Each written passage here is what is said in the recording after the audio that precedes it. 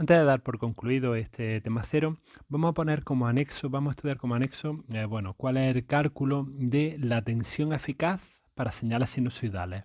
Ahora vamos a repasar, o para aquellos que no conozcan, qué es la tensión eficaz de una señal sinusoidal.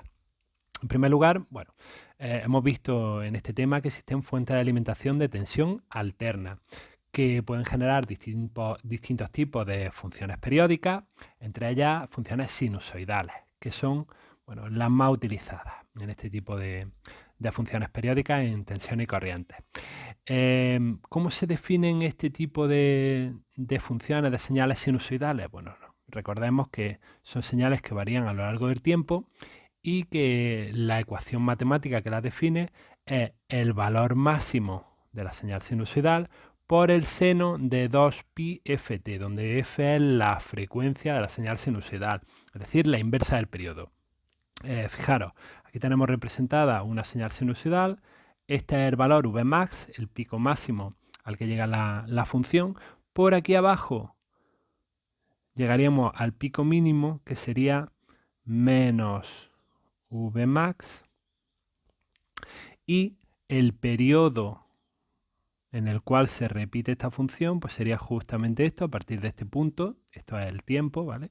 Pues a partir de ese instante de tiempo se volvería a repetir la función. Por lo tanto, todo esto de aquí es lo que se conoce como el periodo t de la función y su inversa es la frecuencia.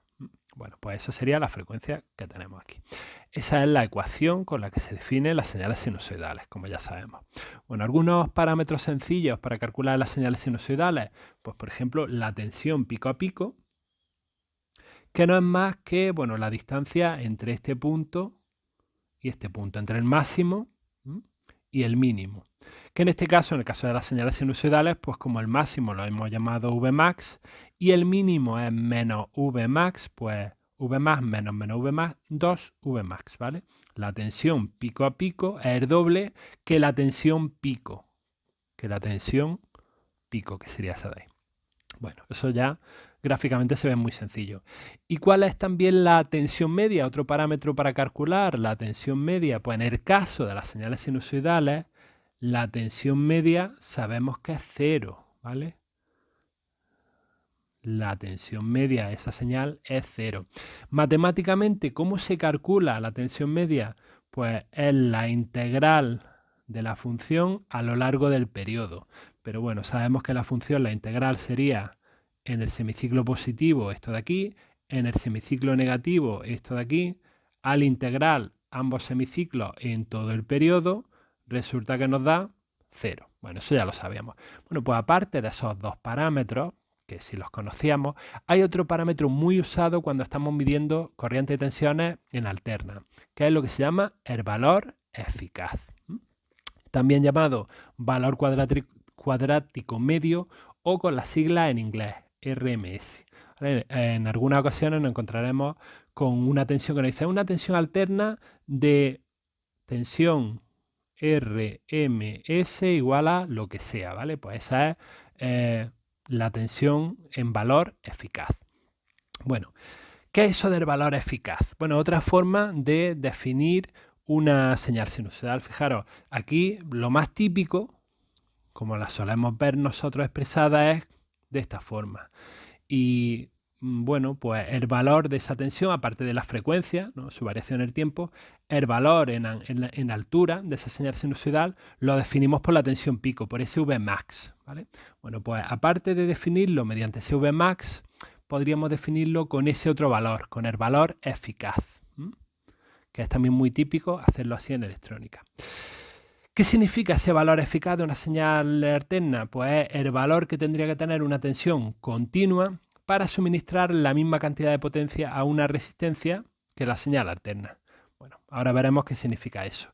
Pero matemáticamente, ¿cómo se define ese valor eficaz? Bueno, pues ese valor eficaz, esa tensión eficaz, se define como la media cuadrática de los valores instantáneos durante un periodo completo. Fijaros, estos son los valores instantáneos en el tiempo, v de t, pues al cuadrado se integra durante todo el periodo y se le hace la raíz cuadrada. La media cuadrática de los valores instantáneos durante un periodo completo. Bueno, pues así es como se define la tensión eficaz. Y resulta que definiéndola así, pues lo que significa es lo que hemos dicho aquí. La tensión eficaz sería el valor que tendría que tener una tensión continua para suministrar la misma cantidad de potencia a una resistencia que la señal alterna. La demostración de que eso es así, bueno, pues la tenemos aquí abajo.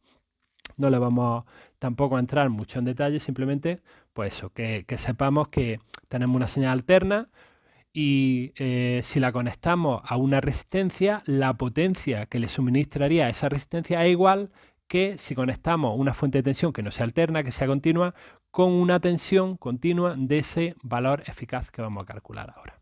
Bien, pues así se calcula para todas las señales, ¿vale? La tensión eficaz para cualquier señal se calcularía matemáticamente de esta forma. Pero en el caso concreto de que sean señales sinusoidales, y solo remarcamos para señales sinusoidales, el valor eficaz se calcula, pues como tenemos aquí, igual que hemos visto antes, valor eficaz, la raíz cuadrada. Aquí tendríamos, ¿veis? El término de la tensión en cualquier instante de tiempo, a lo largo del tiempo, al cuadrado. Y si operamos en todo esto, resulta que después de operar, fijaros lo que nos queda. Que el valor eficaz de una señal sinusoidal, solo en el caso de señales sinusoidales, es el valor máximo, ¿vale? Vm, que sería este de aquí, Vmax, partido raíz de 2. Así de simple. O lo que es lo mismo, también podemos expresarlo como, bueno, pues 1 partido raíz de 2 es 0,707. Pues 0,707 por el valor máximo. Pero normalmente se expresa mejor así, ¿vale? Valor máximo partido raíz de 2. Así que, y repetimos únicamente para señales sinusoidales, este sería el cálculo del valor eficaz. Tensión máxima partido raíz de 2. Bueno, y aquí estaría representado, pues fijaros, esta señal alterna, sinusoidal, si la conectamos a una resistencia, resulta que la potencia que le suministra a esa resistencia sería lo mismo que si tuviésemos una señal continua de este valor. Todo el rato continuo, a lo largo del tiempo, ¿vale? Esta es la representación a lo largo del tiempo. Bueno, pues eso es lo que significa la tensión eficaz conceptualmente. Y el cálculo, este de aquí. ¿Para qué nos será muy útil? Bueno, pues ya veremos en el tema 2 que en algunas ocasiones nos representa una tensión alterna y nos dicen, en lugar de darnos el valor Vmax, el valor máximo al que llega la tensión, nos dice, tenemos una tensión alterna del valor eficaz 20 voltios, por ejemplo. Nos dan este valor. Y nosotros vamos a necesitar calcular este, pero como sabemos que una señal sinusoidal, pues muy sencillo. Esto sería el valor eficaz que nos dan por raíz de 2. Ya lo veremos en su momento en el tema 2.